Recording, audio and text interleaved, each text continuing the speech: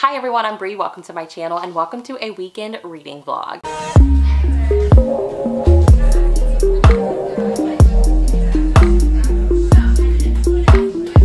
Actually Thursday, but I consider it my weekend. I spent all day yesterday getting caught up in school. Everything that needs to be turned in this week has been turned in, and it just feels great because now I can use this time to read what I want to read. I'm in the middle of a couple of things that I would really like to get finished today or tomorrow because I have some really big weekend reading plans. This morning I had an amazing appointment with my psychologist. It went fantastic. I really love the psychologist that I have right now. After I left her, I went to the library, and I feel like I hit it really big at the library today. Before you actually like get into the physical library, they have this like entryway and they have a book swap shelf. I was just totally shocked by the books that I found there. I found quite a few gothic romances. Window on the Square by PHYLLIS Whitney. This cover specifically, like I've seen the design for this like floating around Pinterest and did not know that it was a cover to a PHYLLIS Whitney novel. WILDFIRE at Midnight by Mary Stewart. A couple of years ago, I think it might have actually been 2018, but I did like a year-long Mary Stewart read along with a group of booktube lady friends, and I just love randomly finding Mary Stewart novels. I found The House of a Thousand Lanterns by Victoria Holt. Found The Legend of the Seventh Virgin, another Victoria Holt novel. And then The Mask of the Enchantress, another Victoria Holt. I just totally scored. Thank you to whoever it was that like turned in these Victoria Holt novels. And then I checked out some books. This Time Together, Laughter and Reflection by Burnett. I'm really excited for this. The Burnett that I have seen is the few episodes that she's shown up on like comedy episodes with Lucille Ball, but I know that she's my mom's favorite, so I am really looking forward to picking this up. What I have seen of her is she's like hilarious, so I really think this is going to be a lot of fun. And then I picked up Wildflower by Drew Barrymore. I'm really interested in this. I like Drew Barrymore as an actress, so I'm really excited to see what story she shares. And then I picked up Kitchen Yarns, Notes on Life, Love, and Food by Ann Hood. The library actually had a really good like cookbook selection, but I really want to start with like some cooking memoirs. Hopefully I love that one. And then I picked up Save Me the Plums by RUTH, my gourmet memoir. I'm pretty sure my friend Katie from Life Between Words has talked about this author. She may have even talked about this book specifically, but this is supposedly really good. What I'm currently reading is still reading Airbound by FEEHAN. I listened to a little bit in the car, so I need to figure out where exactly in the book I am. It's getting really good. And then last night I did a little bit of reading of Under a Firefly Moon by DONNA. I think it says that it releases January 28th, but then on the side it says it releases in February. So I'm just trying to get this finished by the end of this month. It is getting really good. I was kind of iffy when I first started it. I didn't know how I was really feeling about it. I feel like the story has kind of picked up a little bit more and I am starting to enjoy it. It is a second chance romance, which I know they can be kind of iffy for people. I am really enjoying the way that the author is writing this. The goal is to get these finished over the next couple of days. I am 118 pages into Airbound by FEEHAN, and it is so good and I can't stand it at the same time. Like in a good can't stand it. It is just so good and so terrible at the same time. So the hero and the heroine are basically on this ship at the moment, and this ship is used for human trafficking. And the people that are used for human trafficking are young kids. And I feel like with each book, the author has done a wonderful job of showing us that internal struggle for the heroes who were like snatched from their family, watched their parents be assassinated, and sent to these like Russian military schools to become assassins. And then they meet the heroine and they get this glimpse into this life that they really want to be a part of because they realize like this is the person I want to be with, but there's just that struggle, that clash between this is the horrible monster that I have become, like I've done some horrible things and I don't really know how I will fit into your world. She does a wonderful job of like giving them each like their moment, and it's just it's been impactful in each book. But with Maxim's, I feel like his is my favorite because he's rescued this family of kids. Basically they're orphans, their parents have died, and then this monster comes in and says he's their uncle, and then the next thing they know they end up on this ship to be like sex slaves basically used to have sex with and then disposed of. It's on the water, so it's easy to like get rid of some orphan kids. It's horrible. But so he's rescued them and they're looking up to him. They're like, will you come back for us? Will you make sure that we get somewhere safe? And he's having this moment where he's like, don't look up to me, like I'm a horrible person. And the heroine is like telepathically having this conversation with him like, no you're not, like yes you've done things and you've had had to do these things. This is what you've been trained to do. But you despise the men doing this on this boat, and that shows the difference between you and them. Like, you saved these kids. That shows the difference between you and them. And it's just so good, you guys. It's so good. And I'm just like, I don't know what to expect. Like, it kicks off horrible. And I'm only 118 pages in, and the book is like 300 and something pages long. Hey guys, happy Friday. It's like 12:15. Just letting you know, if you hear like random noises in the background, my kids are out of school again this week. It's crazy because they were out Monday. They went Tuesday through Thursday, and then today's like a professional development day for the teachers. I am home with the kids, but I did manage to finish Airbound by Christine FEEHAN. I felt like this was about to be my next 5-star read, but unfortunately it just kind of missed the mark. It's still a really good book. This one's really fast paced because it is so action heavy. Literally from the beginning of the book to the end of the book, it is action heavy. And I felt like that's one of the kind of downfalls for me personally. I did get to this point while I was reading it that I felt like the action was overshadowing the romance a bit. And it felt like, even though I'm reading these very romantic passages, this romantic dialogue between the two characters, it kind of made it hard to believe because like their entire time being together, they're fighting off these bad guys. It's all about survival. So I'm kind of like, where are these feelings coming from? Because we have not had like a moment, a breather to even like sit and think about the fact like I'm attracted to you and I'm feeling some type of way. It just made it a little bit hard to believe. I did feel like the author slowed it down just a little bit, like at the like a little bit over the halfway mark. She kind of slowed it down. She gave them their moment where they could be together and feel a little bit safe. They still knew danger was lurking, but it was like we can finally like enjoy each other's company, and I really appreciated that. I really appreciated how it ended, and I really liked the choice that she did with this book. So the first 2 books take place entirely in Sea Haven. So even though they have their own suspense element, for the heroine specifically, it takes place in their comfort zone. And with this one, the heroine, she's not as confident or comfortable with her abilities yet. So I like that the author pulled her from her comfort zone and put her in these situations where like she had to learn how to be confident with what she can do. It's a really strong 4-star read. Who knows, months down the line, I may still be thinking about it and bump it up to a 5-star read. So now I think I'm gonna move on to Tracey LIVESAY, Sweet Talkin' Lover. I realized that I said that wrong because I have the audiobook checked out from Scribd. So I might move on to this. And then I was thinking that my friend Girly Girl Bookworm's readathon was this week, and she was hosting like an historical fiction readathon. But I went to her video where she announced it, and it was the 17th through the 20th. So I've already missed it. So I might still pick up the book that I was going to read for that because I have the audiobook checked out for it from the library. But we will see. Now it's like, what do I want to read? Should I just read my library books? I don't know. I don't know. Hi guys, my name's Kason, and that's Mommy. That's right. We're doing the camera challenge. Hello. Hello. Hey guys, it's been a while. So I made lunch and then I took a long nap. I am not a fan of naps, but I have been sleeping like crap for the past like 2 months. And today was just one of those days where like I had to give in and finally take a nap. I did that, but I did start Sweet Talkin' Lover by Tracey LIVESAY. I'm about 82 pages into this. And this follows Kayla. She's a woman of color from Chicago, and she works for like this big makeup corporation.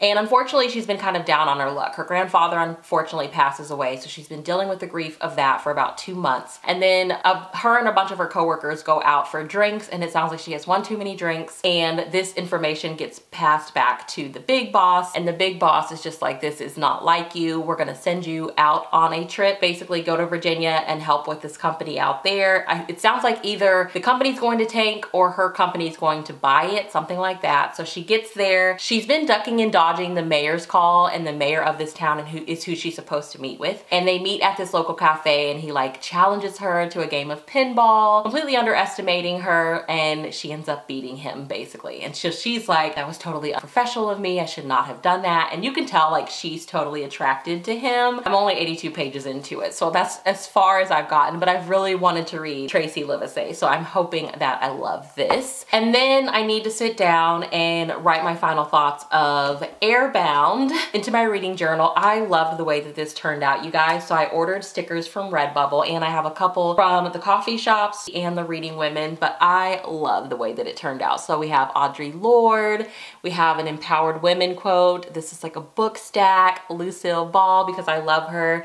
This is one of the stickers from one of my local coffee shops. And then an intersectional feminist sticker. This quote is from the Middle Eastern female rapper MIA. Her song Bad Girls came out when I was deployed in Riyadh. So when I saw this sticker with a quote from that song, I had to get it. And then a Sarah J Maas sticker. I loved it just because I love dream catchers. And then another coffee shop sticker and reading women recommended. And I've been doing a really good job with like writing my reviews in it. I'm also making it a point each month to have a page for the books that I haul. This month I kind of like messed it up because I printed off and taped in this sticker of books and coffee and I completely ran out of room. I got sent more books than I was expecting. I need to write my final thoughts for that in there. And then I've been getting some book mail. So I got 2 books in the mail yesterday from Forever. So I got All I Ask by Corinne Michaels, and this comes out March 17th of 2020. I've only read one Corinne Michaels and it was an author duet with Melanie Harlow, but I loved it. So I'm excited to finally read something of hers that she's written by herself. And then you guys, oh my God, one of my most anticipated 2020 releases, I got a copy of The Boyfriend Project by Farah Roshan. I talked about this in my 2020 anticipated release video. I'll leave it up in the cards, but I am so happy to be holding this. I'm so excited. And then today I got a copy of The Perfect Escape by Suzanne Park. And this is like, I think it's like an Own Voices young adult romantic comedy. And this one comes out April 7th. Nate and Kate, they meet at the most romantic of places, a zombie themed escape room. Both are dealing with the difficulties that come with the expectations of their families and being teenagers. But when they partner up for a survivalist competition, they find escape in each other. Hey guys, happy Saturday. It's a little bit after 11 in the morning and I just finished Sweet Talkin' Lover by Tracey LIVESAY. I was not really a fan of this in the beginning. I didn't want to DNF it because she is a new to me author, and I think if it's like a new to me author, I just have to get used to their writing style and stuff like that. But I think that what I wasn't really liking in the beginning of it was the heroine, and like I was reflecting on it and I'm like, what is it about her I don't like? And it just really made me think back to when I read The Right Swipe by Alicia Rai. I unfortunately did not like the heroine in that book. I just felt like you write this woman of color who's this big business executive, and she was written in a way that made her unlikable. She stayed on one the entire time, which I get it when you work in this like dog eat dog world and it's very male dominated. You have to have your game face on. I have worked in a male dominated career field. I worked in one for 14 years, and me and the women that felt like they had to be B words all the time, we tended to not get along. We tended to not see eye to eye because I was just like, it's exhausting to be a B word all the time. I don't want to do it. So I think that's why like I did not like The Right Swipe, unfortunately, and that's why I was not really feeling the heroine in this one initially. But I feel like towards the middle of the book, she kind of redeemed herself. She opened up a little bit. I really appreciated that. And it just really explores like Southern royalty. The hero in this book, his family has basically governed this town and is like a big name in the state of Virginia. So he has all these expectations on him and they really clash with the things that he wants to do. So I really like how she explored that, and I really like how she explored the idea of like small town America and how sometimes you'll have like this one centralized location that people work at, and that's where people, you know, build their livelihoods. That's where people go to take care of their families. And the thought of like losing that, like these big corporations coming in and yanking that away from them, how that affects the town and how it scares the town, because what are they gonna do when that is gone? So I ended up really enjoying it. Don't really know what I want to read next. I did listen to the first story in This Time Together, Laughter and Reflection by Carol Burnett. The stories are like really short in this, so I'll probably just aim to read like 2 or 3 of these a day until I get it finished. I might sit and read some more of Under a Firefly Moon by Donna KAUFFMAN. I really need to do better with paying attention to my review copies. I'm also in the mood for something fun, and my husband hauled for me the first 3 books in Jill Shalvis's Heartbreaker Bay series, so I might pick up book 1, which is Sweet Little Lies. They say into your early life romance came, and it came, and it came, and it came, and it came, and it came, and it came, and it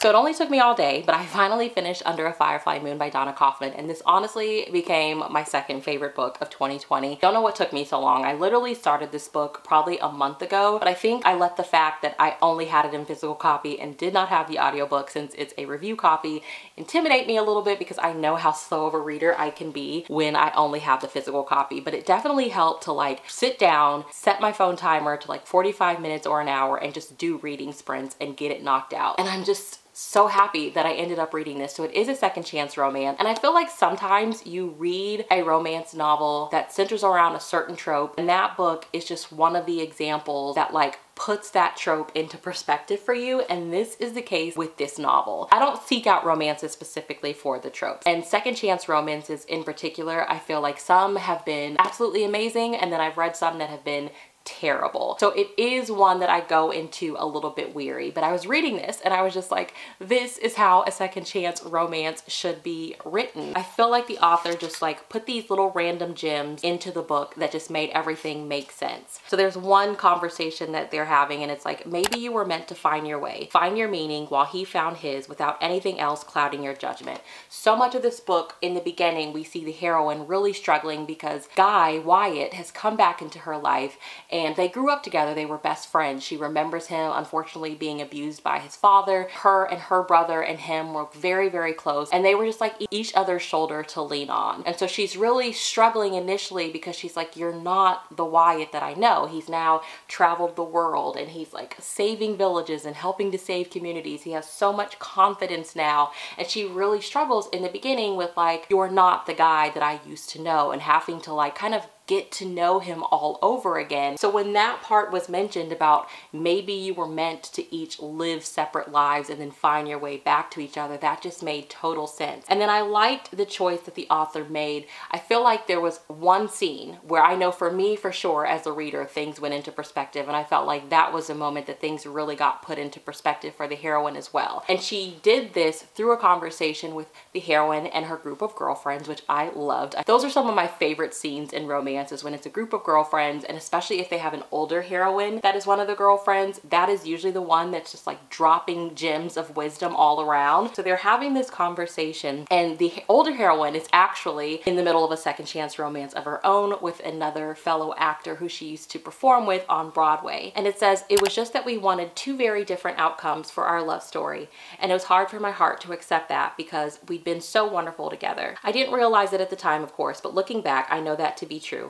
If we'd stayed together at that time in our lives, we'd have become very different people to each other, and I doubt either one of us would have loved who we would have become. I love that so much. I feel like that's really when things went into perspective for the heroine, and I know for me as a reader, I was like, this is why we have second chance romances in the beginning. If these two people would have just entertained their feelings from the beginning, we wouldn't have the romance in the first place. They had to like go out and live separate lives regardless of like where they are in their life now, and then find their way back to each other, and now navigate life being back in each other's lives, but as like different people. Yes, I'm the same person that you've always known, but I have grown, I have life experience. We've lived life without each other. Now we have to figure out how to live life back in each other's lives. One of the girlfriends says, sometimes the best love story is the love we discover for ourselves. Sometimes we have to put our own love story first before we can love someone else. Overall, I feel like it was a really good reading weekend. I finished Airbound by Christine FEEHAN, so I am halfway through through this series. I finished my first ever Tracey LIVESAY, Sweet Talkin' Lover. This was just a really good interracial romance that took me by surprise because I was initially not really feeling it, but I'm so glad that I pushed through. I really ended up enjoying it. And Under a Firefly Moon by DONNA KAUFFMAN, which is my second 5-star rating of the year. I enjoyed myself. I really hope you guys had a good weekend. Let me know what you read in the comments down below. I would love to hear, and I will see you in my next video. Thank you so much for watching. Have a good day. Bye.